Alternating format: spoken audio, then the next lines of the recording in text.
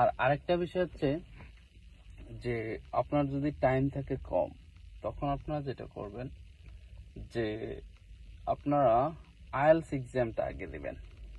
যারা ইউএসএ তে অ্যাপ্লিকেশন করেন অথবা ইউএসএ অ্যাপ্লিকেশন করার প্ল্যান করেন, তাদের একটা কমন কোশ্চেন থাকে যে আপনারা আইএলটিএস এর প্রিপারেশনটা আগে নেবেন নাকি জিআরই আর এসএটি এর প্রিপারেশনটা আগে নেবেন।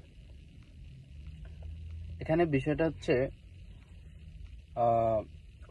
আন্ডারগ্রেডের ক্ষেত্রে যে আপনারা যদি এইচএসসির পরে হচ্ছে যে শুরু করেন অথবা মনে করেন যে আপনার হাতে অনেক টাইম আছে, তাহলে আপনি যেটা করতে পারেন যে অনেক টাইম থাকলে আপনি দুটা একসাথে শুরু করতে পারেন, আইএলটিএস এবং এসএটি দুইটা একসাথে শুরু করতে পারেন।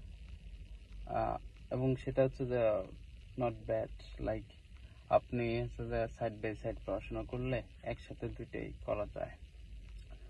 আর আরেকটা বিষয় হচ্ছে যে আপনার যদি টাইম থাকে কম, তখন আপনারা যেটা করবেন যে আপনারা আইএলটিএস এক্সামটা আগে দিবেন। কারণ আইএলটিএস হচ্ছে যে একটা রিকোয়ারমেন্ট, লাইক এটা ছাড়া অধিকাংশ ইউনিভার্সিটির ক্ষেত্রে এটা ছাড়া আপনি অ্যাপ্লাই করতে পারবেন না। ঠিক আছে, এটা রিকোয়ার্ড, ইংলিশ প্রফিসিয়েন্সি টেস্টটা রিকোয়ার্ড। সো সেক্ষেত্রে দেখা যায় কি, লাইক আপনি অল্প টাইমে বা টাইম যদি অল্প থাকে, তখন আইএলটিএস এর এক্সামটা দিয়ে আইএলটিএস এর স্কোরটা উঠে অ্যাপ্লাইটা করতে পারেন। ঠিক আছে, আর অন্যদিকে দেখা যায় যদি আপনি হচ্ছে আইএলটিএস এর স্কোরই আপনার হাতে না থাকে, তখন আপনি কিন্তু অ্যাপ্লাই করতে পারতেছেন না।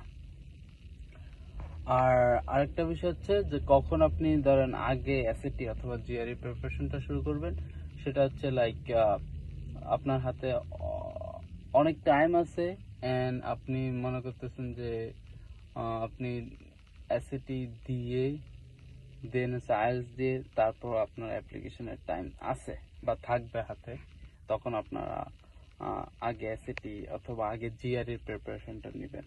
ঠিক আছে, তো ওভারঅল এতটুকুই, লাইক এটা একটা নর্মাল কোশ্চেন বা একটা জেনারেল কোশ্চেন যেটা আমি অনেক সময় পাই, আপনারা আজ করেন যে লাইক কোনটা আগে শুরু করবেন। আমার মনে হয় বিশেষ করে যে ইংলিশ প্রফিসিয়েন্সি টেস্টের জন্য আপনাদের স্পিকিং যে বিষয়টা, ওটা হচ্ছে যে রেগুলারলি করা উচিত। ওটা আপনাদেরকে হেল্প করবে, কারণ স্পিকিংটা হচ্ছে লাইক অলওয়েজ একটা হ্যাবিটের বিষয়। আপনারা যত প্র্যাকটিস করবেন তত এটা হচ্ছে যে আপনার লাইক ভালো করবেন। ঠিক আছে, তো ওটা অলওয়েজ কন্টিনিউ করেন।